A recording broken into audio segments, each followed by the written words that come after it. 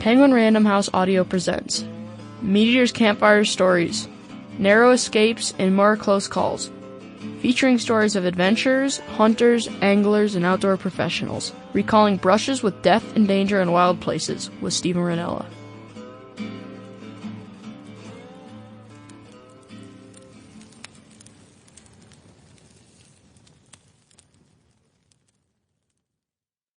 Welcome to MeatEater's Campfire Stories, Narrow Escapes, and More Close Calls.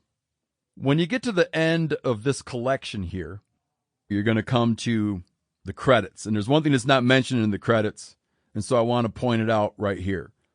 A lot of these stories came from you, the audience. Here at MeatEater, we've put out the call a few times that we're looking for great stories about your narrow escapes and your close calls, and you guys delivered. The bulk of these stories come from our network of listeners. So for that, I'd like to thank you. I think it's important that we collectively, those of us who love wild places and doing wild things, get our stories down so that people in the future can hear about what the world was like back then when we were running around on it. And the process of putting these collections together, and I'm referring to the series you're about to listen to right now, along with its predecessor, MeatEater's Campfire Stories, Close Calls, we've discovered a lot of tales that slipped through our grasp, so to speak. In fact, one of the stories that originally gave me the idea to start working on this project will never be set down the way that it should be set down. I became aware of the story years ago when I was visiting Patagonia, Arizona, while hunting for Mearns quail. I ran into another quail hunter, and we got to talking, and he pointed up on a hillside and told me a rather harrowing tale about a man who was stalking a black bear with his bow and arrow. As he crept up on the bear, a gunshot rang out, and he realized that a rifle hunter across the canyon had taken a shot at the same bear that he was stalking.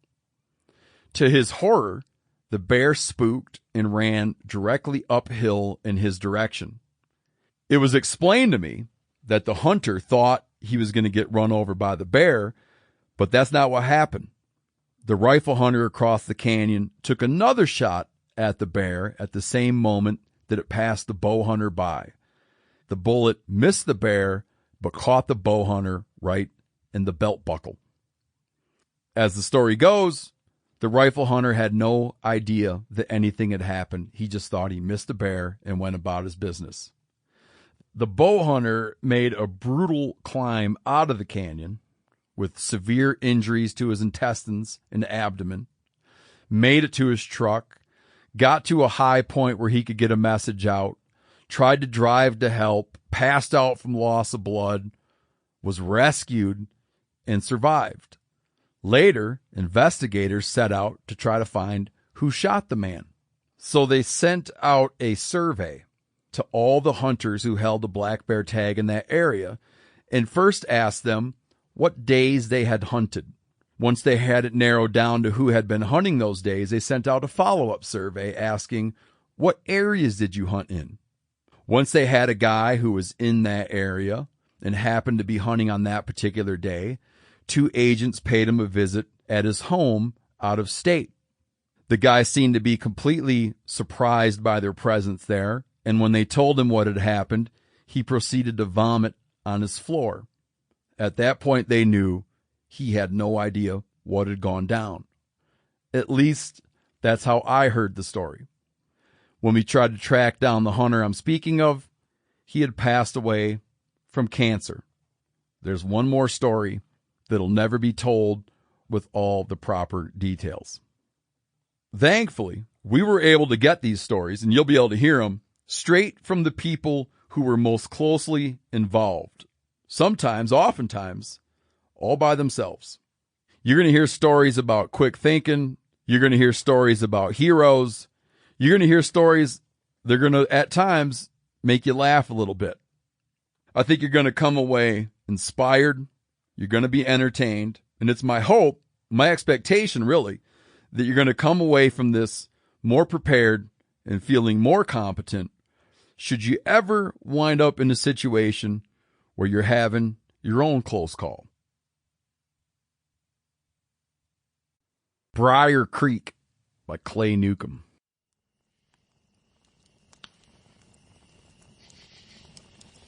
I'm buddies with Clay Newcomb, and I got a lot of respect for him in a lot of different ways, meaning I respect him as a hunter. I have a lot of respect for him as a husband and father, for the way he truly honors his family. I have a lot of respect for him as a storyteller, because he's a master of translating and explaining the people and culture of backwoods Arkansas. One of the things I like about Clay is that he and I grew up in a very similar fashion, though we did so in, different parts of the country. I was from Western Michigan. He was from Arkansas. But we probably would have been real good buddies even as little kids. One of the things we both enjoyed doing was just dumb shit. When I think about doing dumb stuff as a kid, I can never decide, is it that you don't think you're going to die or you don't care if you die? I used to think it was that you felt that you were invulnerable, right? And you didn't think you were going to die. The kind of dumb stuff we did as kids would have probably appealed to Clay. We would take cattails and soak them in gas, light them on fire, and run around at night calling them torches. We built flamethrowers with weed sprayers. We would tie ski ropes onto truck bumpers when the road's real icy in the winter, and then put on one-piece Carhartt suits and body surf all over the place. I remember we had a thing called Senior Skip Day, where everybody would go canoeing. And I remember coming around the corner and finding a friend of mine, Aaron, I'll not say his last name, passed out face down in the river. And I just happened to come around the bend at the right time to drag him out. And he spent a couple days in a hospital. When I review the main close calls I had as a kid, I would say just like the preponderance of them involved water. And a lot of them involved canoes. Growing up in Michigan, we always learned about the French voyageurs who would ply the Great Lakes in their long birch bark canoes trading furs. And we would run those same rivers in canoes. We'd run them when they were flooded. We'd run them when they were low in the summer. One of the things about running big swollen rivers is you look at it, and the first thing that you're blown away by is the volume of water. I was recently looking at the swollen Yellowstone River with my kids, and we got to talking about how that river was running at 30,000 CFS, cubic feet per second. And I was trying to explain to them that a way to picture that water is to imagine 30,000 soccer balls going past them in 1 second and what that might look like. That's the water. But the thing about swollen rivers is it's not really the water that's the problem. It's the stuff that's in the water that's the problem.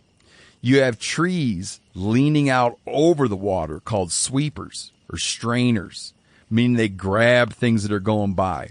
You have rocks that are in the current that aren't normally in the current. You have trees and stumps and other debris coming down the river with you. And then there's just the speed of the water.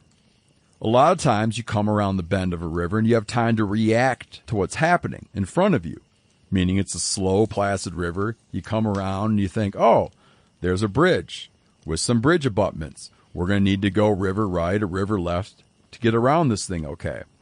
But all of a sudden that thing's going 3, 4, 5 times faster than normal, and your decision time gets thrown away. You come around the bend, and before you can even register the obstacle that's ahead of you, you're in it or past it. That's what makes running swollen rivers so challenging and so scary and so fun.